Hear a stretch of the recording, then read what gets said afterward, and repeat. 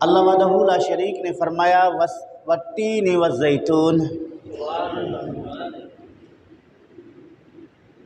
قسم ہے انجیر کی اور قسم ہے زیتون کی، وطور سینین، اور قسم ہے طور سینا کی، وہذا البلد الامین، اور قسم ہے اس امن والے شہر کی۔ چار قسمیں ارشاد ہوئی۔ کتنی؟ جہاں قرآن مجید میں قسم کے ساتھ بیان ہوتا ہے تو اس کا مطلب یہ ہے کہ اگلی بات بڑی اہمیت کا حامل ہے، جس کو توجہ اور غور سے سن کر اس پر عمل کرنے کی کوشش کی جائے۔ بڑی اہتمام کے ساتھ رب ذوالجلال نے فرمایا والتین والزیتون وطور سینین وہذا البلد الامین، قسم ہے انجیر کی، قسم ہے زیتون کی، قسم ہے طور سینا کی، اور قسم ہے امن والے شہر کی۔ لیکن اس کے ساتھ اس میں اشارہ ھذا بھی بیان ہوا، ھذا بلد الامین، اس امن والے شہر کی قسم۔ وہاں ایک مخصوص شہر مراد ہے، اس لیے مفسرین نے اس سورہ مبارکہ کو بعض نے مدنی قرار دے دیا، لیکن جمہور نے اس لفظ ھذا سے استدلال کرتے ہوئے اس کو مکی صورت کہہ دیا کہ یہ سورہ مکی ہے، چونکہ اللہ رب العالمین نے مکہ مکرمہ کو امن والا شہر قرار دے کر اس کے ساتھ اس میں اشارہ کو بیان کیا، یعنی یہ شہر معلوم ہوا کہ اس سورہ کا نزول مکے میں ہے، اس لیے لفظ ھذا استعمال ہوا کہ یہ شہر جہاں بات کی جاتی ہے وہاں وہ لفظ یہ استعمال ہوتا ہے۔ اگر بات کسی دور علاقے کے لیے کی جائے تو لفظ وہ استعمال ہوگا، یہ استعمال نہیں ہوگا، ہوا استعمال نہیں ہوا، ھذا استعمال ہوا۔ معلوم ہوا کہ یہ سورہ مکہ مکرمہ میں نازل ہوئی ہے۔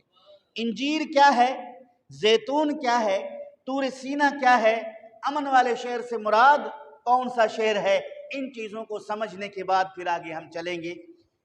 انجیر ایک پھل ہے، میوہ ہے، ثمر ہے،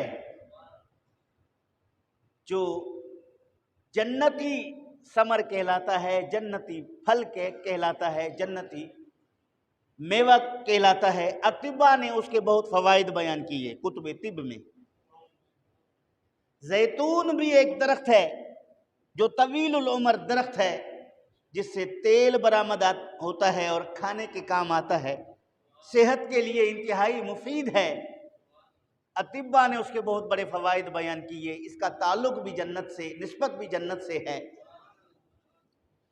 طور سینا وہ جبل جہاں حضرت موسیٰ علیہ السلام کو اللہ رب العالمین نے شرف ہم کلامی عطا فرمایا، جہاں موسیٰ کلیم اللہ نے رب ذوالجلال سے باتیں کی، براہ راست باتیں کی، اس مقام کو طور سینا کہا جاتا ہے، طور سینا بھی کہا جاتا ہے، سریانی میں زینا بھی کہا جاتا ہے۔ تو عزیزان گرامی، مفسرین نے اس کے مختلف معانی اور مفاہیم کو بیان کیا، جو کہ اللہ تعالیٰ جل شانہ ان علاقوں میں، ان چیزوں میں برکتیں نازل کی ہیں، برکتیں اتاری ہیں، بابرکت چیزیں ہیں۔ ان کے قسم ارشاد فرمانے کے بعد فرمایا وَهَذَا الْبَلَدِ الْأَمِينَ، اس امن والے شہر مکہ کی قسم۔ ایسا پرامن شہر مکہ مکرمہ جہالت کے زمانے میں بھی امن کا گہوارہ رہا، ہر طرح سے فسق و فجور کا بازار گرم، ہر طرح سے قتل و غارت گری کا بازار گرم، لیکن حدود حرم میں نہ قتل و غارت گری ہے نہ فسق و فجور ہے، کیونکہ اس کے امن کو اللہ رب العالمین نے سلامت اور برقرار رکھا۔ یہاں تک کہ کوئی درندہ کسی جانور کو شکار کرنے کے لیے اس کے پیچھے دوڑ لگاتا، اگر وہ جانور حدود حرم میں داخل ہوتا تو چیتا اور شیر بھی حدود حرم کے احترام میں واپس لوٹ جاتے اور اپنے شکار پر حملہ نہیں کرتے تھے، چونکہ اللہ رب العالمین نے اس کو امن والا قرار دے دیا اور ہر شخص کے، ہر مخلوق کے دل میں وہاں امن ڈال دیا کہ وہاں کسی قسم کا کوئی قتل غارت گری نہ ہو۔ یہاں تک کہ مکہ مکرمہ کے حدود حرم میں درختوں کو بھی نہیں کاٹا جاتا تھا، اور وہاں کے مخلوقات کو، حشرات الارض کو تکلیف نہیں دیا جاتا تھا، چونکہ وہ امن والا شہر ہے۔ اس کو اللہ رب العالمین نے وَهَذَا الْبَلَدِ الْأَمِينَ کہہ دیا۔ یہ عام مفسرین نے تفسیر بیان کیا ہے، اور بعض نے کہا کہ انجیل سے مراد مسجد ہے۔ کیا ہے؟ مسجد ہے۔ وہ مسجد جو حضرت نوح علیہ السلام کا کشتی جب جودی پہاڑ کے چوٹ پر ٹھہرا، حضرت نوح علیہ السلام کشتی سے نیچے اترے، وہاں اللہ رب العالمین کے عبادت کے لیے مسجد قائم کی۔ وہ مسجد چونکہ نوح علیہ السلام نے بنایا تو رب نے فرمایا وَالتِّینِ، مجھے قسم ہے اس مسجد کی جس کو حضرت نوح علیہ السلام نے بیان کیا ہے،